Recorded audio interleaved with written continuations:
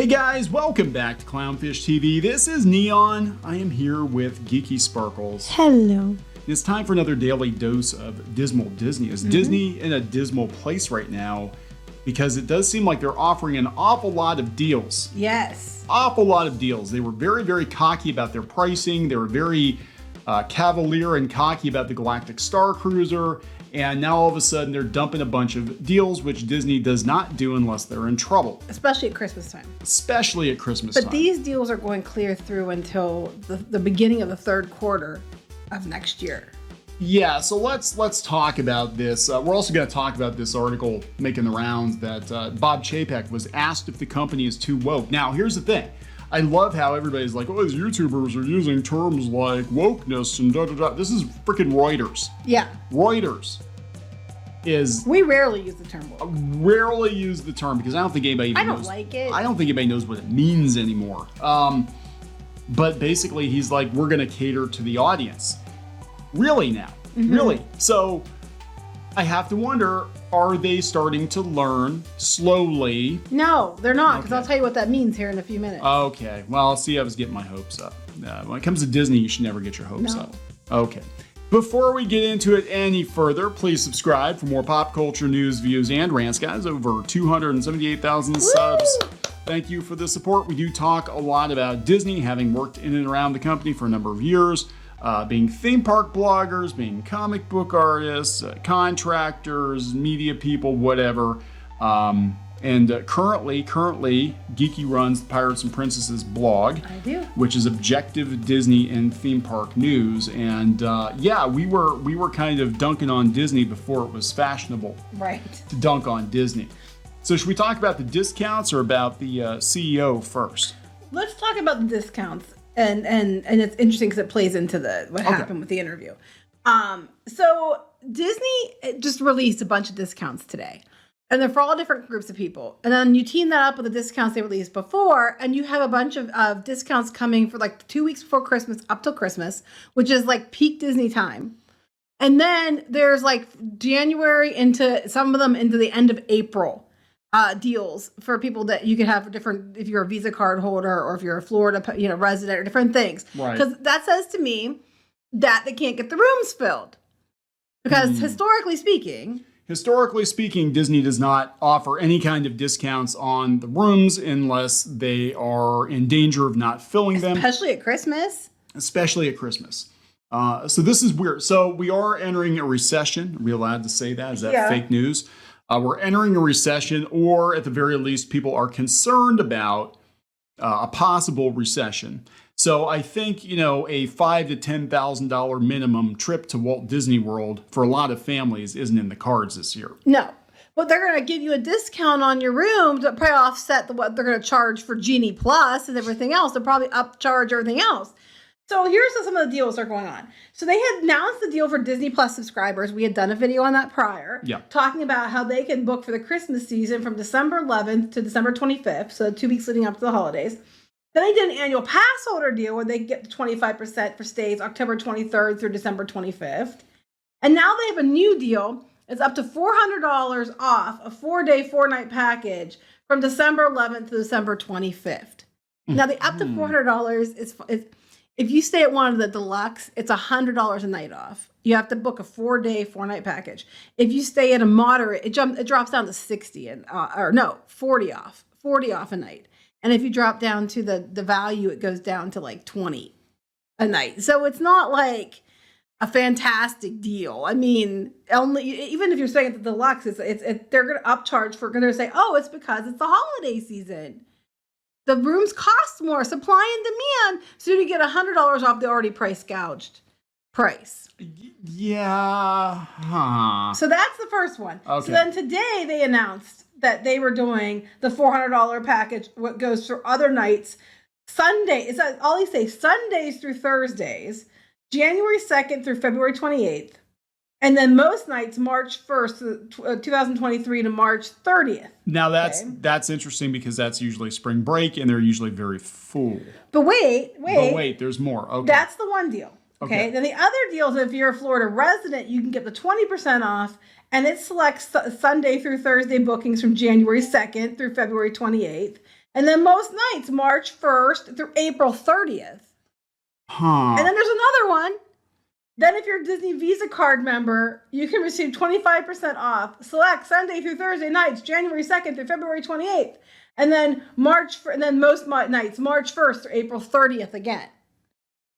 Now, we've done this a long time. Yeah, I haven't seen discounts like this since a couple years after, let's see, I would say it was probably early 2010s they started doing deals like this. They were doing the Disney, they always would give you the Disney dining plan free, and that would be enough to get people to book like crazy, but they aren't doing the Disney dining plan anymore. So this is like, that was how you knew that things were bad. The Disney dining plan came out for free, and now they don't have that. So now they're just like, hey, you get all these discounts if you stay and you book through certain channels, and it's all good. And the end of the quarter is the end of March, guys. So it's going through into the Q3. Yeah, this is weird. So we went from, Disney jacking all the prices, the lightning lane, all that stuff to, hey, we don't know what the ceiling is on the demand for our parks, so we're gonna, jack the prices, to fire sale. Right, because I'm saying if he thought that the rooms were in demand, he keeps going about supply and demand, he being Chapek, and he thought it was a supply and demand, he'd keep pushing it until he hit the ceiling on what people would pay. But instead, we're getting these, discounts for you get a discount and you get a discount, and Disney Plus subscribers get a discount at Christmas and all this other stuff, which tells me it's not looking as good as what they're trying to paint, the picture they're trying to paint. Well, the picture that the media is painting is that Disney is too damn expensive. Again, we have a recession. We're either in a recession or we have one looming. There, I said it. And, a lot of people, this is not something that, you've outpaced the middle class. You've outpriced the middle class as it is. Now we're headed into a recession. Nobody's going to spend $5,000 to $10,000 when they don't know if they're going to have a job in a couple of months. Well, then they have the Star Cruiser. Now, they haven't announced any deals for the Star Cruiser yet. But the bookings are not good. And now I had heard something, it was from Drunk 3PO, that I had seen him talking about it, that he had heard that if they weren't filling the rooms, that cast members were given an opportunity to buy it at a discounted rate, so it looked like the rooms were being filled up. Now, I don't know if that's true or not. That's just something he had said. It could be, yeah. But he usually knows some stuff that's going on. So I want to make sure I give him credit because that's where I heard it from. But I'm looking at the Galactic Star Cruiser, and here's the bookings through October. Okay, now we are at October 26th. Okay, so that's going to be crossed out because that was the end of the trip before that. So as of tomorrow through Halloween, it's open. Then November, there's only a few days that are booked out or blocked out. And some of them, like the 20th, 29th, I think have been blocked out the whole time. And then December, it's like wide open except for the week of, the week to New Year's. And then if you go down to January, February, March, you go clear through September 2023, except for a couple days in May, and it's not even the 4th. It's like the couple weeks after, week after. It is completely open. It is like nothing's booked out. It's not oversold. It's too flipping expensive. If only somebody had said that this was going to be a dud when it launched. If only somebody had said it's too expensive, and it's also based on the sequel trilogy, and the whales... And it's a one and done. It's a one and done. The whales would want original trilogy. And it would have to be something new every time they come back. But no, that's negative talk. That's negative talk. That's just negative. Realism is negative talk. They live in fantasy land. And I'm waiting for a sale on this. But I don't know if they will, though, because they're trying to make this their flagship. And that's the one thing they aren't going to want to reduce the price on, because then it looks like they cheapened it. It's flagship like the Titanic. Yeah. I mean, it needs to be a third of the cost at this point in time. Yeah. It's not worth it. Did you like that? Yeah. They said, because come Christmas, they can't get the rooms filled. It's their undesirables, the annual pass holders that are going to fill up their spaces. So I really think this is starting to backfire on Disney. I mean, again, they don't usually do sales like this, especially during the holidays, unless they're in trouble. And they know, and I know this because I've sat in on these meetings, they know a couple months out, quarter out, where things are at, where the bookings are at. And when they start having fire sales like this, it means they got to get butts in Disney World. And it tells me that this summer might have been like the last hurrah for a lot of people. Well, on the flip side, we're going to talk about Bob Chapek now. Apparently, Bob Chapek did a live stream today with the Wall Street Journal. If you go out to the Wall Street Journal, you can see that. I skipped through it, but I skimmed through most of it. One of the things that the guy asked him was about the company being too woke. And he would not actually answer the question. He wouldn't say yes or no. He basically was like, oh, because it meets our audience that's rich and diverse, and there's a whole world out there. And our storytelling, did I mention our rich, diverse storytelling? Because we're storytellers, and our real, true Disney fans get that. And that's kind of basically what he said was, well, real fans, Disney fans that love Disney will still come and love it. The world is rich, and our fans should be rich. Pretty much. But it's a rich, diverse world of viewers, and we're trying to reflect the audience. The audience they want. The audience they want versus the audience they actually have. Really, though? Really? I don't know if that's the case. The audience they want, they say they want one thing, but then they're presenting things, what I'm saying by that is a lot of people that have a lot of money are usually capitalistic in nature. Yeah. So, okay.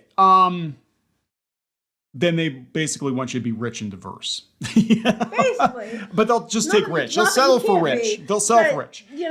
Most people who have a lot of money are usually capitalistic for a reason. I saw an article last week, and it was, I forget, some student newspaper or something that was talking about how Disney's wokeness is all lip service, that they prove time and time again that Disney says one thing and does something else. And I'm like, yeah, this is all about keeping up appearances. Look at us, like how progressive we are. He wouldn't answer the question. Like, he refused. They asked him again. Like, so you're saying it's not woke, and he's just like repeating himself. He wouldn't say it. He wouldn't actually answer the question. And my own personal feelings aren't important, he said. What's important is how people think about a company. That is true. That is true. That's how it should be. But people aren't really happy with Disney the whole way around. Yeah, we were reminded through the passion of our cast reaction. What? Like, there was not that many, and most of them are California. How important their sentiments are in these issues in terms of making them feel that they were part of the Walt Disney Company. But then we're hearing that people that, are more conservative are being kind of attacked. Yeah. So why can't people just believe what they want to believe and vote how they want to vote, and they all and you go to work and it's nobody else's business? Like it was for decades. Right. Like it was for decades. I don't know how Chapek votes. I don't need to know. I don't care. It's his personal choice. I kind of get the vibe, honestly, he's not a political guy. He's a numbers guy. I don't want to be a political person either. No. You get forced into it. And that's the problem. Like, I mean, you're the head of an entertainment company, primarily children's entertainment. You're being forced into political discussions by your employees that you really probably don't want to have. And now you're in the middle of not all the employees, it's a small group of employees. Right. And now you're in the middle of this big fiasco, and you're into it with the governor of Florida, and you could be losing Reedy Creek. All you gotta do is stay out of it. All you gotta do is stay out of it. It's not our position as a company, because I have employees across the board, and we have to just stay neutral. No, you can't do that, because Iger made sure you couldn't. Yeah, now the stock is going up a little bit. It's nowhere near where it was. And I love it. People, God, they were so their stock went over $200 a share. Well, that was more than a year ago. Yeah, it was a while ago. And people were like, what, Clownfish? Disney's fine. It's like, no. Disney hovers around $100 a share. We know because we have stock in Disney. It's like, it's going to come down. It's going to come down. And boy, did it come down. So I don't know, guys. I don't know. This to me indicates that they're in trouble, a little bit of trouble. I don't think they're going to go bankrupt. Everybody's like, Disney's going to be bankrupt next year. It's like, no. But I think they finally found out what the ceiling is, how much they can realistically charge, especially during a recession. Well, this is for the rooms, but I think what's going to happen is, okay, you get a discount in the rooms, but Genie Plus costs $30 a day. Yeah. And these things, the price went up and all this stuff, right? Around the holidays. Loss leader. They do that a lot too. How much are tickets that day? Because the tickets go by day and by demand. That's like, the free dining a lot of times is like, yeah, you get the free dining plan, but you're paying rack rate for the hotel rooms. So you're actually paying more overall. And, here's the thing too, the ticket prices, how come the supply and demand is dictating that all these prices increase? How come it doesn't come back down? Why does it come down slightly for the tickets, but it kind of stays, there's like a bottom line that doesn't dip below, even if the demand isn't there. It's not dipping below those prices, but they'll shoot them way up if there's quote unquote, demand. But now there's overabundance of supply. I don't see the demand, and the demand's down. Why aren't the prices coming significantly down? It only works one way, guys. It only works one way, so we gotta wrap this one up. Yep. Please subscribe for more pop culture news, views, and rants, guys. We'll talk later. Bye.